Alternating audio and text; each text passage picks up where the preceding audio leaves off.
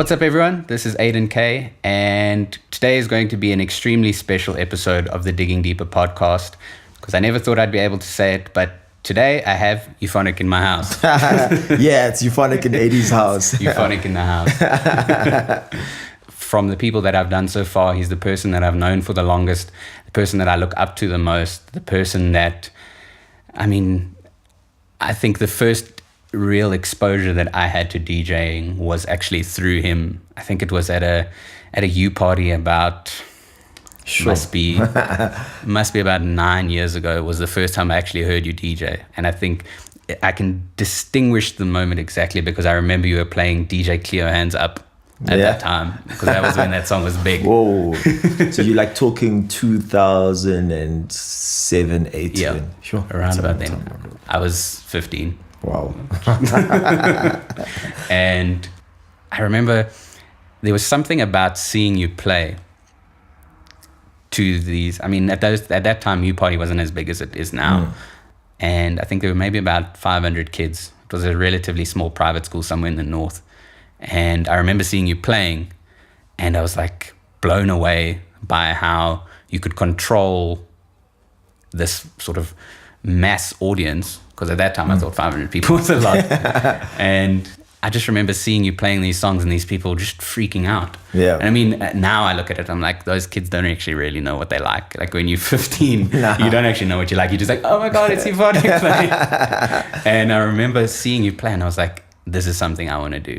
And it was around about the same time that I discovered what virtual DJ was. And I'd been messing around with, I think at that time, like Kid Cudi, Day and Night, and some Pitbull song was big. And I was playing around on virtual DJ, and I was mixing these two songs together. It sounded horrible. They weren't even in time. And I just was like, I see now what DJing is in terms of a career. And like, there was somebody, I now had an idol to look up to, because I didn't know what dance music was. I didn't know what DJing was. I knew what parties were, and I knew I'd go to like some like house parties, which I shouldn't have been at 15, but I'd see like the random DJs in a corner, and then all of a sudden it wasn't this like guy playing on this like hi-fi sound system anymore. It was now somebody playing on this like rig with lights, and it was like, wow, like this is something I actually want to do, because there was just this energy that came from it. Yeah. And you were the first person that I was exposed to that was doing that. And I think a lot of what you did in terms of how you mixed influenced the way that I have brought into my career as a DJ anyway. And to be able to speak to you, as I said, sitting down in my house speaking to you about all that, you've gone full circle. at least 8 years later something's going right. So I really appreciate that you take the time out of your day to be here. No worries, man. I know that you're tired. You just came back from China, so the jet lag is real. So I appreciate it anyway. I'll try to keep it short because I know you're busy. So for the people that are watching this, I think it's undeniable that you're a household name, if not one of the biggest household names in house music and in the DJing industry in the country. But what I'd like to chat about is how you got there. And there's a few things that you've done in your career to help up and coming artists, like the DJ 101 that you did for a while, the Future DJ thing that you did, a lot of the opportunities that you gave to people back in the day on your show on 5. You still sort of give up and coming DJs a chance on your show on 947. So just you have this theme of helping kids out, and I was one of those kids, fortunately enough, and I'll touch on how we actually met. But how did you decide that music was something that you wanted to do? Because I imagine growing up to tell your parents, I want to be a DJ, they weren't exactly happy. It was something that I actually got kicked out of home for, man. Because like, if the family that I come from, my dad was always like, anyone that doesn't get like an education dies like you're gonna die like a dog, basically. So when I was like, listen, I'm dropping out of varsity to pursue this thing of being a DJ, it was just like unheard of. And it was just like, well, you can do whatever you want, but it's not gonna happen underneath my roof, which basically meant get out. So I left. But rewind back to like my high school days. I wasn't much of an academic, wasn't much of a sports person. So like I distinctively remember like during PE, which is physical education lessons that they used to call. I always used to find a way to bank, and I'd gotten like some CD player, like a Walkman, at the time, and I had like two. I had one that played CDs and one that played cassettes, and I used to bring both of them to school with me every single day. And in my bag that had my school books, there was also CDs and tapes, so that like any opportunity I got, like I could sit and listen to music. And I mean, I'm noticing now, even like today, that like my personality trait is that I don't really like people. But I really love music, and music's my getaway. And I think music was the one thing that allowed me to connect with people without having to speak to them. You know, when I was 14, a friend of mine invited me to come play at his sister's birthday party. I didn't even know what DJing was then. It was just like, so I just came with all the music that I had, because I basically built myself at school at the time to be the guy that had like the new music, the best music first. And if like somebody wanted to know what a song was, they'd ask me, and 9 out of 10 would know what the song is. Like I was basically the Shazam of the day. So for me, it was like the cool factor about me, that like I had the music, I knew the music, and nobody had the music before me, you know? So for me, like that's how I got into anything music related. It was to cut myself away from the world, and to connect with people. Yeah. I mean, like I used to remember when I wanted music. I mean, first of all, when you live in Benoni, going to East End Mall is like a big deal. Going to Eastgate is an even bigger deal. And like when you don't go to Sandton, it's like a day trip. You know what I'm saying? So like finding music. I mean, like at the time, House Africa, Sugar Tracks, those are the best places to get records.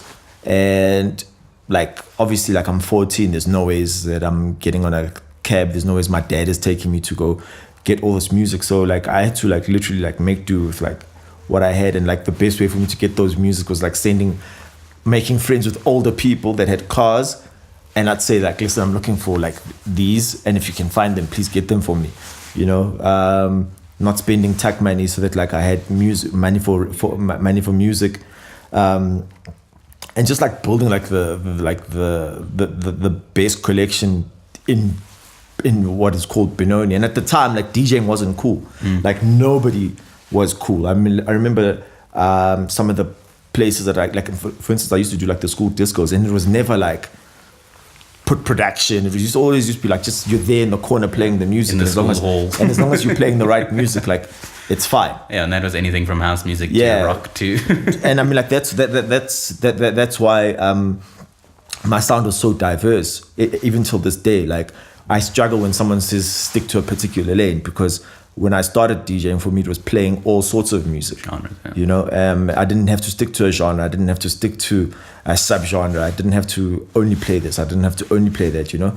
And when I found like house music, because initially I started collecting hip hop. When I found house music, and I was like, this is the one thing that fuses everything together. So like, let that be the genre that I stick to. Was it something that you got into after school, like straight out after school, that you wanted to become a DJ, or did you study something and then decide? So I mean, the entire time DJing was the one thing that I wanted to do. My dad, like, and I started to like from that party when I was 14. Then like I was doing everyone else's parties. I was like going to all the schools, or getting like people that I knew in all the schools to say, hey, listen, if you've got like a school disco, like let me know, I'll come do it. When you look at like in 2003, what are you going to study? The biggest things then were like either you're going to be a doctor, a lawyer, or an accountant. So I went the accountant route. Hated it. Then like in the midst of all of that, like while I was studying, like I found there's other kids in the varsity that like do this thing called DJing, and like also throwing parties. But at the time I was still living in Benoni. So I couldn't justify to my dad why after school on a Friday, like I'm only going to get there home at like after midnight.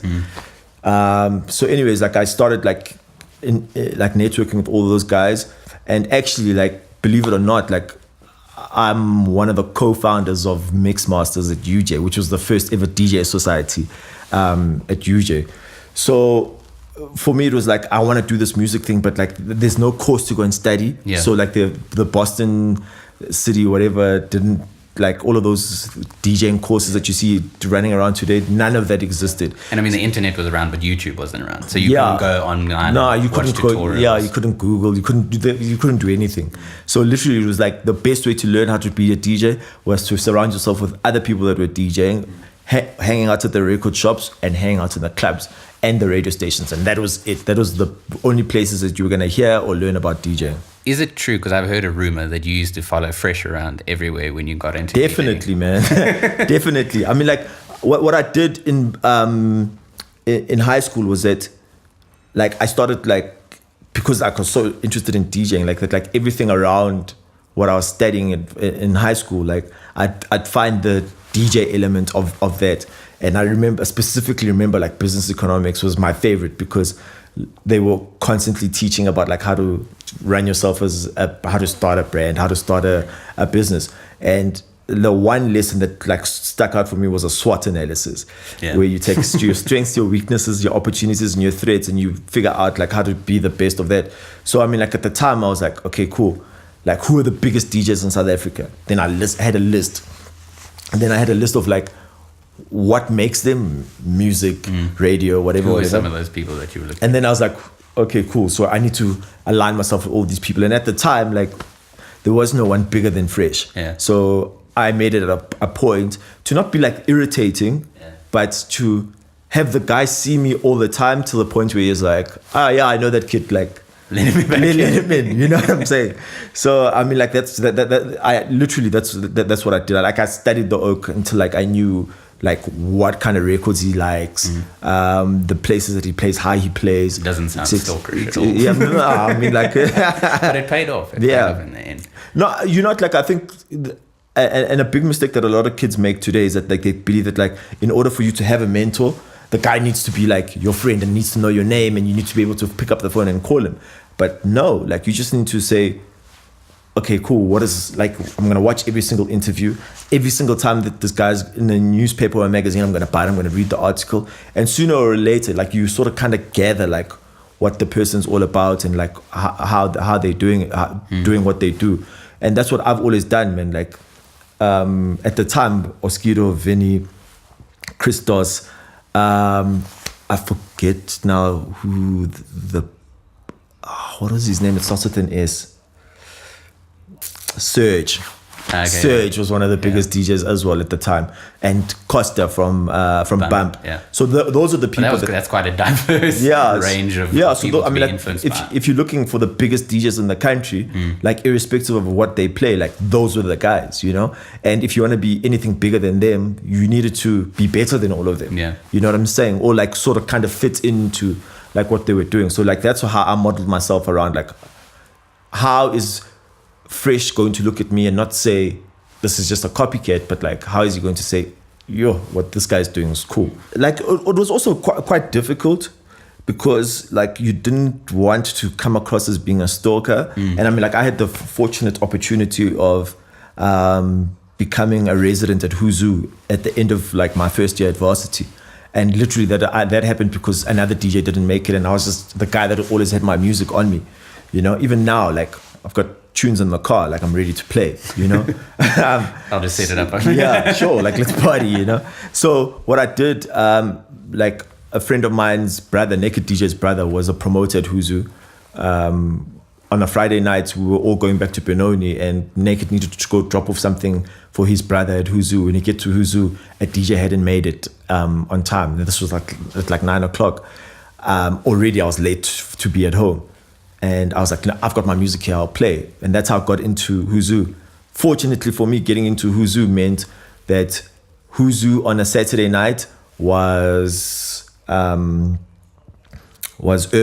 or black nights, and on Fridays was white nights, which meant Costa and all like the white DJs were playing on Friday nights, and on Saturday nights it was all the black DJs. So I was in an environment where I could walk in on a Friday night and everyone knew who I was, and I could sit in the corner and just be like, yeah, I'm the Saturday night resident. And on Saturday I was there playing anyways, you know. So like I was like, whether it was conscious or not, like I'd always put myself in an environment where I'd be able to interact or meet with like all the best DJs. And I'm doing that now with my career. And this was around 2003. Yeah, this was like end of 2003.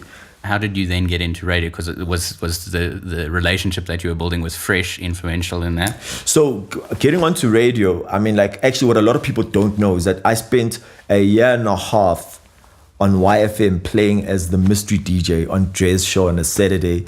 I think it was the set was either 10 o'clock or 1 o'clock, and it was an hour. In the evening? And in the afternoon. And it was like an hour of the mystery DJ.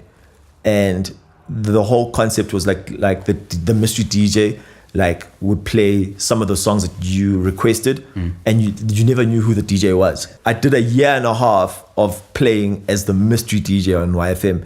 Nobody knew who the mystery DJ was. I couldn't even say that like, yeah, it's Euphonik and I'm playing at Whosooh. It was just come play the tunes and go home. But it was the best learning ground, because like even if I did mess up, like it was the mystery DJ. Was it live? Yes, it was live. It was the mystery DJ messing up and not me. But now you're playing at YFM, doing something that like has no instant gratification for you whatsoever, no brand building or whatsoever, but you're also able to meet everyone. And when people are like, who is the mystery DJ? Like everyone that works at YFM is like, oh, it's you. Okay, cool. Then I ended up having 7 mix slots across YFM in a week, yeah, from Bad Boy T's show to Fresh's show to 99's show to Dre's show. Like in a week, like having one guy play 7 sets was like unheard of. Yeah. But at the time, like I was playing at Whosooh as well, and I needed to put a face to what Euphonik is or was. And at the time, radio was the biggest platform. So like... Well, at that time, there was no social media. There was no Facebook. Nah, there was no social media, no Facebook, no... Like, the only way you got popular or the only way anything spread about you was either through the radio or playing at, like, clubs that advertised in the newspaper. And, like, I was just fortunate enough to be in the right place at the right time. But also, like, prepped, because when the doors opened, I knew that, like, this is one that I have to walk through. Yeah. So, like, I was ready for all those opportunities. When did you actually get onto radio as a presenter? For me, it was the strangest thing, man, because like I'd only benchmark myself as like the mixed DJ, the guy that comes, plays his music and goes home. Then I did a year and a half of doing content for Roger Good's Sunday show. So like this was happening like simultaneously, like while I was doing all the stuff at YFM, Sundays was me doing like content for Roger. So like I'd basically like call up all the big DJs, be like, yo, I need a 30-minute mix for this is the show and this is what it does. Or like finding out that like, oh, Mbusso's got a new album coming out. Roger, you should interview Mbusso because his new album's coming out. Or you should interview Kanyane because his new album's coming out. So kind of producing it. Yeah, so I was doing like and in exchange for that, I got like a 30-minute set on his show, which was 4 hours back in the day. So I spent a year and a half of doing that. And as life is, Roger was moving on to bigger and better things, and there was a gap on the Sunday show, and like I was the guy, And I remember getting called in for that because I thought I was actually in trouble. I remember getting called in, and Helen was like, "What do you do on Sundays?" And I'm like, "No, I do this show," and then like this, and she's like, "Okay, cool. We want you to present the Sunday show," and I was like, "No, but I'm doing that already." She's like, "No. We want you to like be the DJ. Roger's doing Saturdays from now on, and we want you to do the Sunday thing." Like the deep end, but also like when I thought about it, and I asked like the people that like around me, it was like, yo, do it, and I had no intentions of being a radio DJ, and I did it, and I think like my residency at Whosooh wasn't ready for it, but did it. Like the mixed shows at YFM, no gratification, wasn't ready, but did it. So like everything, even if it didn't make sense at the time, like I did it just for the learning curve of things. And like, I mean, like that Sunday show was at a time, one of the most successful shows on radio, period. Which I think that was actually one of the first times that we met. Was at the time I was really good friends with a guy who called himself DJ Farizi. young Jared. Yeah, Jared. And he knew you through school, and he was also that guy, I feel, that was trying to do what you were doing with Fresh, where he knew that if he was around you enough and came to enough gigs and spoke to you enough that you would recognize and be like, okay, let him in. Like, I remember walking past the windows in the SABC like randomly one night, and like we were there, and you were just like, okay, I know this guy, let him in. And I think the first time you were interviewing Kulo, and it was when he just released his first album. And like, even at that time, he was one of those guys that was just like, I remember there was a couple of times that I came to that show, there was just random guys that showed up wanting, like, if it was people that you knew, and sometimes it was just random kids wanting to give you demos and stuff like that. And I remember sitting there and I was like, oh my God. Like, I'm sitting in the studio. I didn't want to make a noise. I remember sitting in this piece of shit chair that they had there that was like an old computer chair that, like, if you moved it would squeak. So I was like sitting really still in the corner, like, I'm not going to make a sound. I don't think I said a word to you. I think I said hello and then goodbye. And like Jared did all the rest of the talking. And it was from there that I was like, this is something that I can see myself doing, like maybe not radio, but just building a career out of being a DJ or being involved in music somehow. Yeah, I think my generation of DJ made it like more possible and more attainable for like the generation of guys that are like, and like it showed that like there wasn't like a boundary, because I remember like myself and Kent particularly started producing and making our own music because all the records were kept for all the big DJs, and like, how do you stand out? The only way you stand out is if you've got amazing music and unique music, and if there's only 30 records coming in, it means only 30 DJs are playing that one song that everyone wants to hear. So people are going to clubs to go listen to those DJs that have those songs. So we started making our own music because we just didn't have access to that, you know? And when we were making our own music and it was like, hey, then every kid was like, I can do this. Yeah. You know what I'm saying? And then... Well, how did you actually meet him? Because I think that was... Varsity, yeah. Like gravitating towards everyone that was like doing something. And he also had a show, a mixed set on a Dill's show. So I mean, like, actually the first time I heard about him was through that. And then when I like was trying to find out like where is he, where is he from, it was like, no, he goes to Rao with you. So I was like, okay, cool. Then I tried to find him, and we ended up finding each other.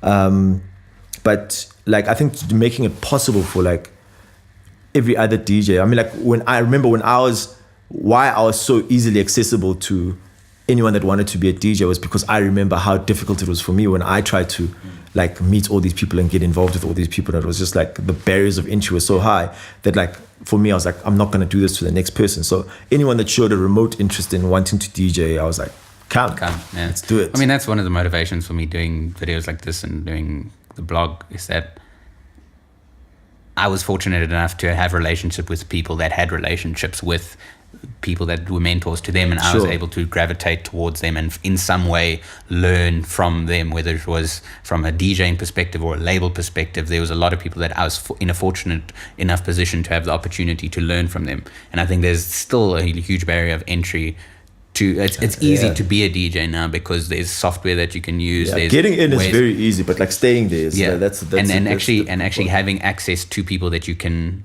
look to for advice was very difficult. And I found in my experience there was a lot of people that were willing to share advice, but only if it somehow served them in 100%. A way. And I wanted to make it what I had learned and what people around me had learned as freely accessible to people as possible. And through doing videos like this, that's what I really wanted to achieve. So I think that you were instrumental in my own career, but also in just laying a foundation for, I mean, before I'd seen your sort of rise to the top, as you said, they weren't like DJs weren't these big guys. Yeah. I mean, internationally there was this sort of demand for DJs all of a sudden, but locally it was yourself, it was Kent. I mean, Fresh has been doing this for so long that he was just like the stalwart, but there was this new generation of DJ that came up, and you guys sort of spearheaded that.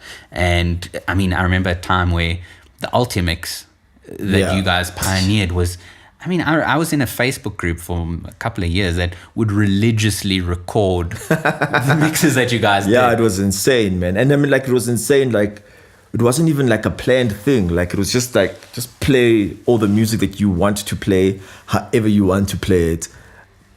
and you've got 30 minutes to do it. And it was just like, the way it took off was like, I wish I can say it was like, yeah, we planned it and it was carefully orchestrated. And, you know, like, to the point where, like, even today, like, sometimes I think, geez, I can't believe, like, that happened and, like, it was that big, you know. And I mean, like, it took us and put us into places that, like, you never even thought you would ever get to heights that you never even thought you would. And all of that was just wanting to push the boundary further and further and further and further and further, you know. And I find, like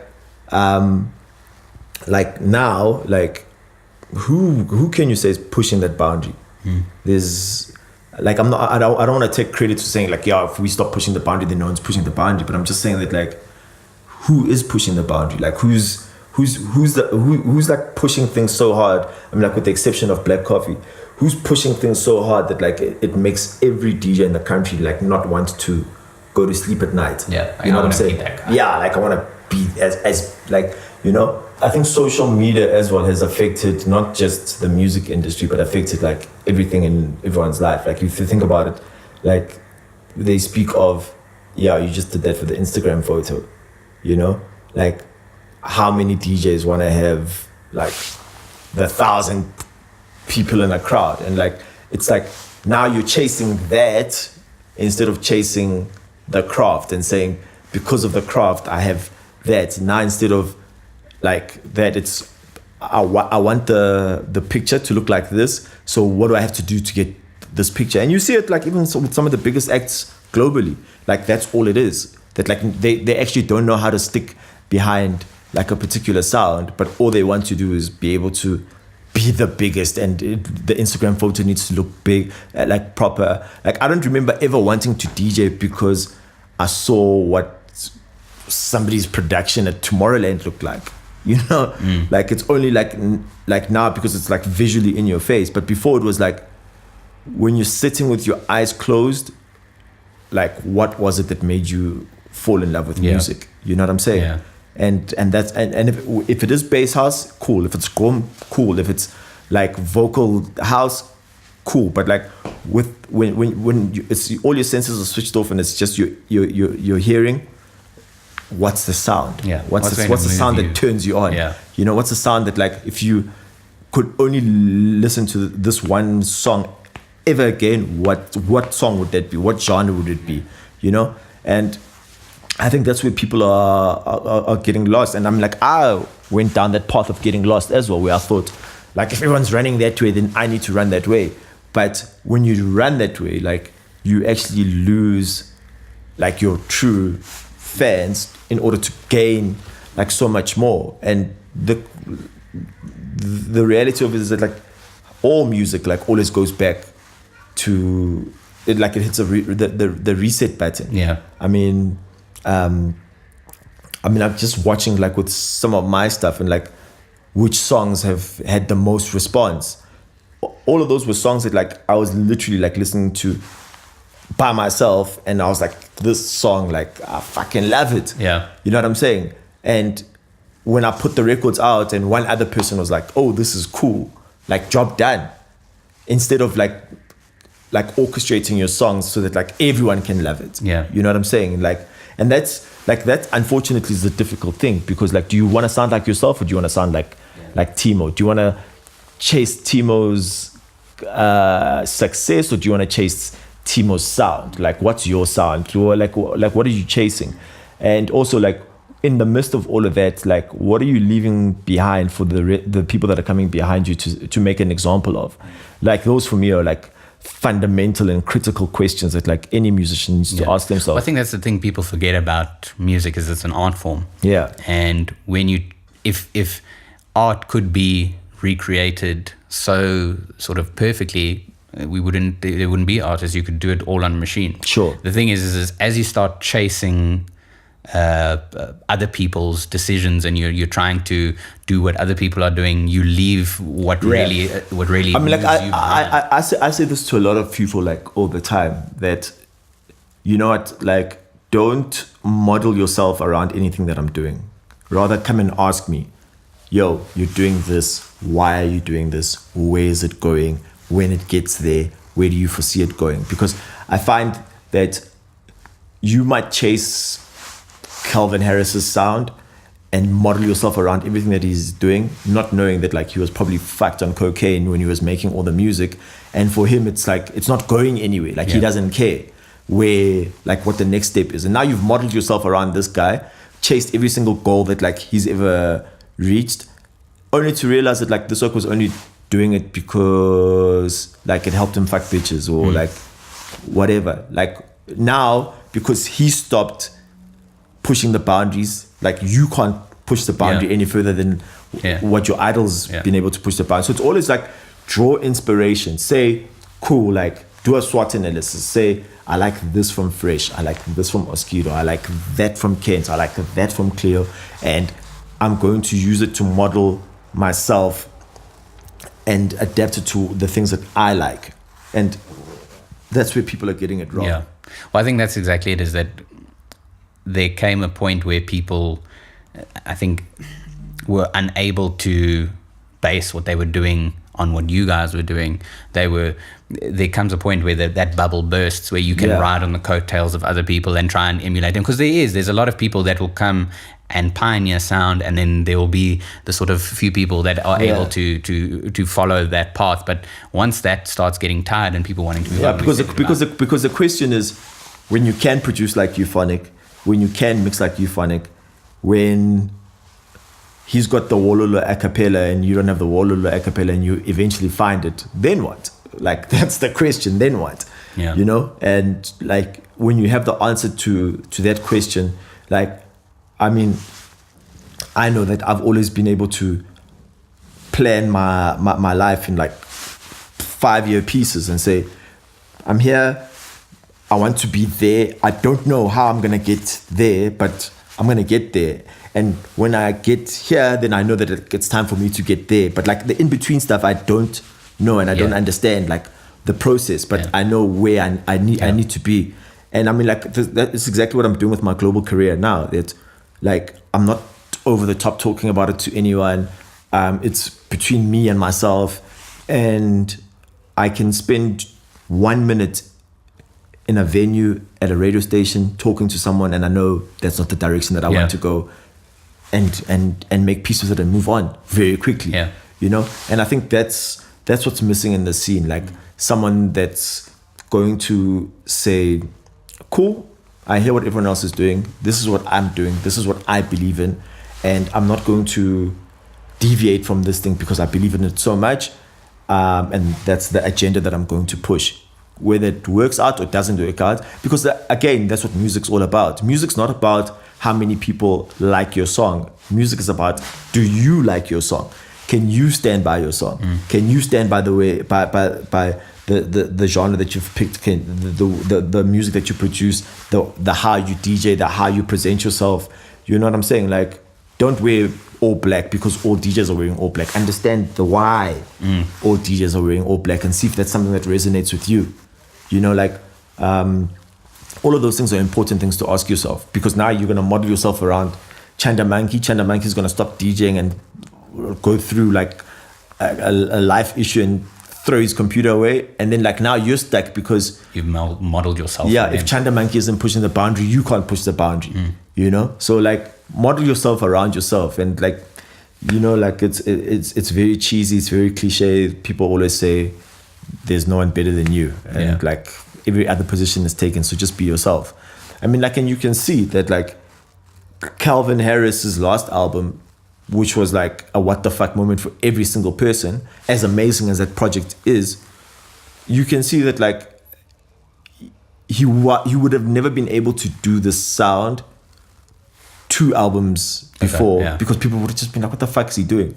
But he's now Calvin Harris, and he can literally do whatever the fuck he wants.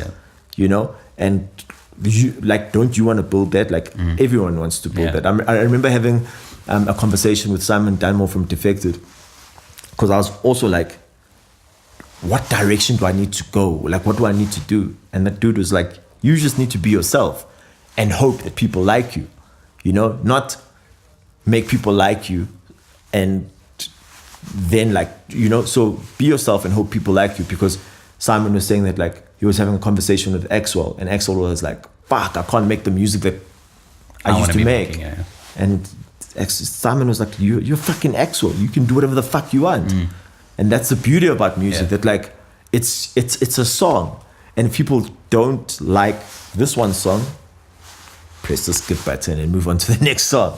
Cool. Well, I think on that profound bit of advice, I mean, that's something that I wish people knew, and coming from you, I really appreciate that. And I think let's leave it there, because that's something that should really resonate with people, because being original, setting up a space for yourself in the industry that you can then capitalize on, because you can't make decisions based on what everybody else is doing, because as you said, when they stop making those decisions, how are you then going to base on what you do next? And always knowing where you're going, and nobody's ever going to have the perfect plan and be able to say down to a T, this is how I'm going to get there and do this and 100%. Do that. Rather know where you see yourself and know in yourself what kind of artist you want to be, or what kind of DJ you want to be, and be able to stand by that and back that 100%. 100%. So I just want to say thanks again for taking the time to chat to me and to come here to my house and just give some context of who you are, how you got there, and the sort of background behind who Euphonik is,